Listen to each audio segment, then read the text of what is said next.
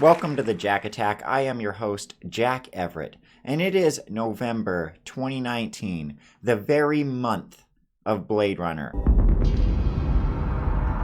And so I want to finish my discussion on the franchise by ending with Blade Runner 2049. I'm going to begin by discussing the technical aspects of the film, namely the visuals and the sounds.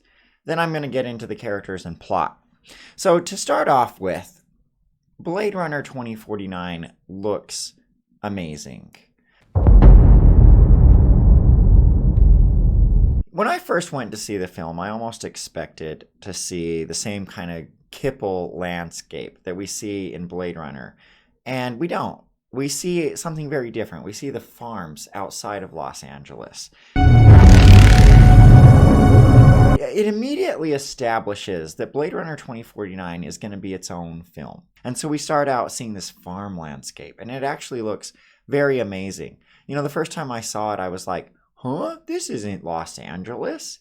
There's no exploding buildings.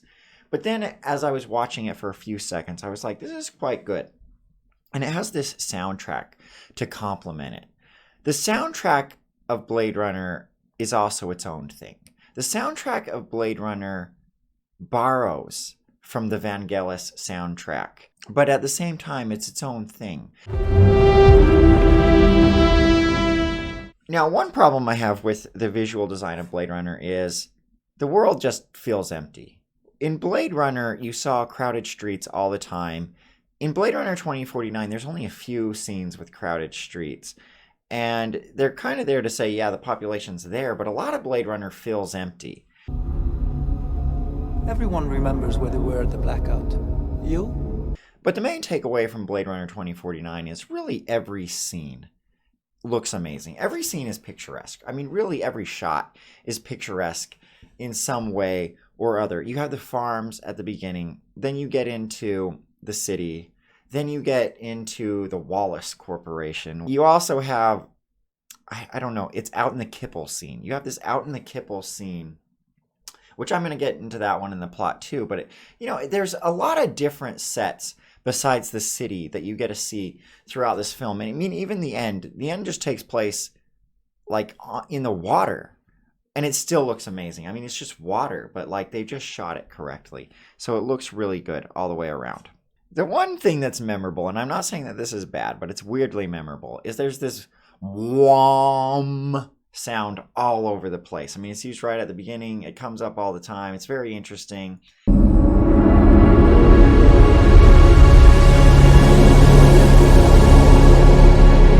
Let me get into the plot and some of the issues that I have with it. Okay, so I would definitely say my favorite scenes in the film are the first scene of the film and the last scene. The first scene being when Officer K retires Sapper Morton. This is a great scene. Everything about this scene just really establishes the world of Blade Runner. We learn a lot of things right off the bat. Officer K, a Blade Runner, is a replicant. So he's a replicant designed to hunt other replicants. The other thing that we see is this Sapper Morton replicant. And he is just perfectly innocent, really. I mean, the character comes off as completely innocent. You know, he's just a farmer. I mean, clearly he's not harming anyone. And yet Officer K is here to retire him. It's shocking for the audience to watch this because you're like, this guy never hurt anyone. Now, we don't really know. It's possible Sapper Morton hurt people in the past. And the fight is almost devastating. Like, you feel bad for Sapper the whole time because you're like, I want this guy to live. And then it ends in a very deliberate, very anticlimactic way where Officer K just casually shoots him and you don't even see it. You just hear the audio from it. And, you feel bad. You feel bad when you watch it. And this is a great scene. So Officer K, played by Ryan Gosling, is the main character of this film. We follow his stories. He's tracking down these replicants. It all starts with Sapper, like I said. But Sapper leads him to find this revelation, this discovery that the replicant Rachel from Blade Runner gave birth. So Officer K reports back to his lieutenant. She is immediately like, we need to destroy it. It'll ruin everything. Why would a lieutenant, I mean, think about this. A lieutenant probably has a captain above them, and above the captain is a commissioner or something like that. So why would a lowly lieutenant, mid-level management lieutenant, be the one to make a decision that no one should know about the replicant that was born? And we learn about Officer K's life. And Officer K has this companion, this AI companion. It's not a replicant. This one is AI. This one's 100% AI. There's nothing human about it. It's strictly software. And it's sort of a hologram. It presents itself as a hologram, but it's an AI. And he has conversations with it. But since it's a hologram, he can't actually touch her or anything like that. And yet, voila. When Officer K is investigating the born replicant, the replicant that was born, it leads him to this orphanage. And so he flies out to this orphanage. And for some reason, the orphanage is just way out in the kipple. Way out there. On his way there, he gets shot down by these scroungers that just shoot down his spinner. And then there's this combat scene. And this scene doesn't work at all for me. It really doesn't. It just feels like it's thrown in there to add some violence to the movie. Some unnecessary violence. And I'm not against violence or anything, but it's out of place. Immediately after the fight's over and Officer K survives, he walks into the orphanage. The administrator of the orphanage just assumes that he wants to buy one of these kids, presumably as a slave. And if that guy was presuming that someone stopping by wanted to buy a slave, why the heck would other people be trying to shoot it down? No one would go to an orphanage to buy a slave if they thought they were going to get shot down on the way there. They just wouldn't. And so the guy assuming that Officer K is there to buy a slave is just about the dumbest thing ever. Other than that, the orphanage scene is okay, in my opinion, because it leads to this whole idea where Officer K has this memory. And so Officer K begins to suspect that he is the replicant that was born. But this whole idea of the replicant that was born leads to another problem that I have with the film. And that is what I'll refer to as the replicant underground. The replicant underground is a part of the film that works for me as a thing in the Blade Runner universe. But it doesn't work for me in this film. And the reason why is because the whole idea of the replicant underground is that they're going to have a revolution someday. And they're going to free all the replicants.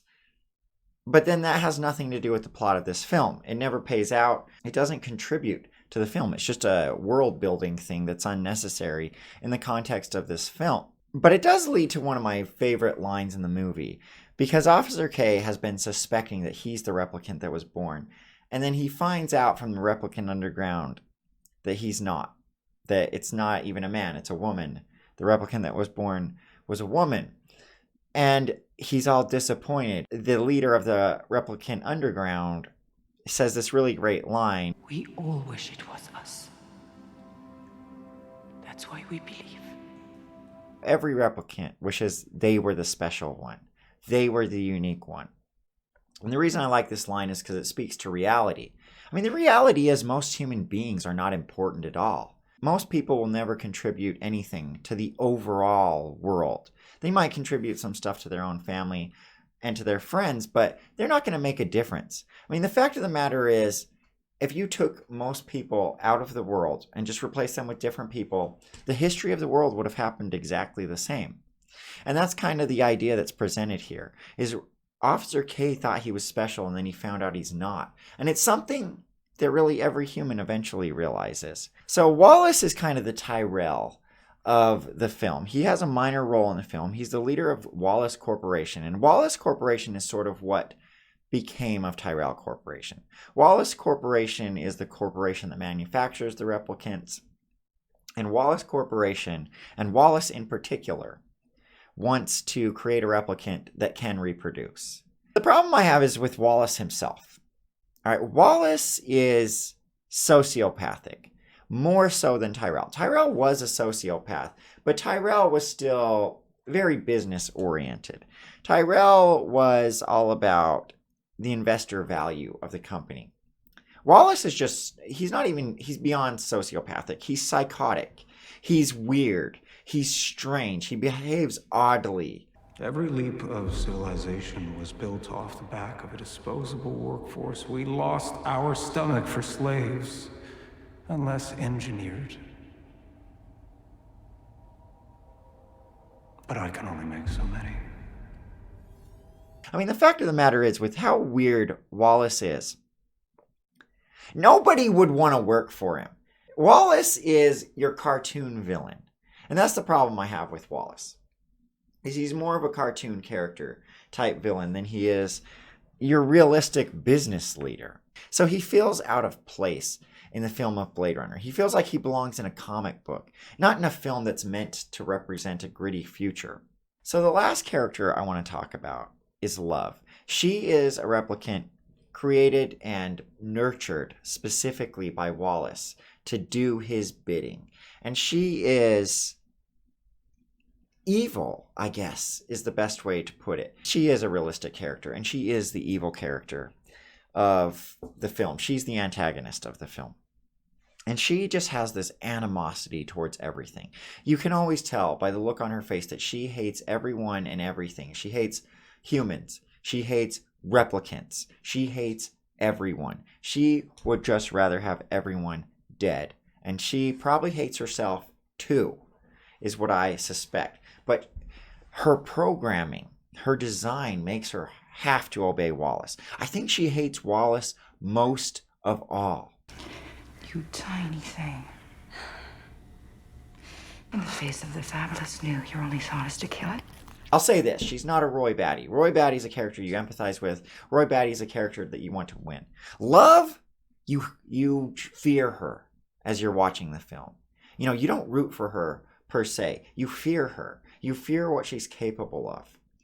Now, you can't really talk about Blade Runner 2049 without talking about the really weird sex scene that appears in the movie where Officer K's AI merges with another replicant so that they can have sex with each other. And like, it's not explicit or anything like that. Actually, to be honest, I think it's actually pretty tastefully done. I think one thing that the viewer realizes about this Joy character is that Joy is an AI. Joy doesn't really feel emotion. Joy just expresses emotion. And I mean, the film tries to present her in two different ways. One is that she does have emotion. She does care for Officer K.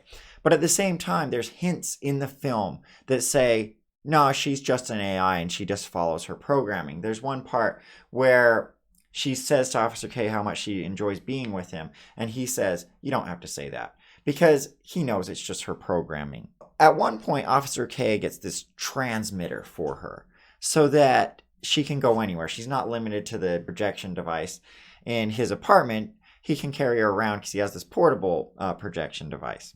And she acts all excited about it.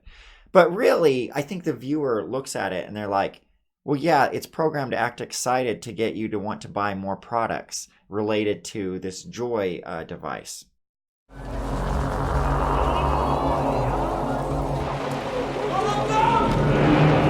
It's a tribute to Blade Runner.